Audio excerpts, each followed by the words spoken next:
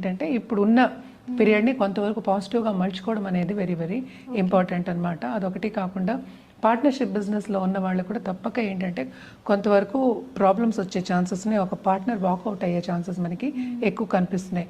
అదొకటి కాకుండా మనకి second half of this month ఏమవుతుంది, ఈ రాశికి అధిపతి మనకి 7వ ఇంట్లో ఉన్నారు, ఆయన 8వ ఇంటికి వెళ్తున్నారు. సో 8వ ఇంట్లో ఏంటంటే మనకి 7th లార్డ్తో కలయిక ఉంది. సో కొంతవరకు ఏంటంటే ప్రాపర్టీ ఇష్యూస్ వచ్చే ఛాన్సెస్, లేకపోతే డబ్బు సరిపోవడాలు, అంటే ఖర్చులు ఎక్కువ అవ్వడాలు, బాగా ఖర్చు పెట్టడాలు, అంటే మనకి మితికి మీరి ఖర్చు పెడతామని చెప్తూ ఉంటాం, ఖర్చు పెట్టడాలు, లోన్స్ తీసుకునే పరిస్థితి మనకి ఎక్కువ కనిపిస్తుంది అనమాట. సో తప్పక ఫారిన్ టచ్ ఉన్న వాళ్ళకి మాత్రం కొంతవరకు ఏంటంటే ఊరట అనేది ఉంటుంది.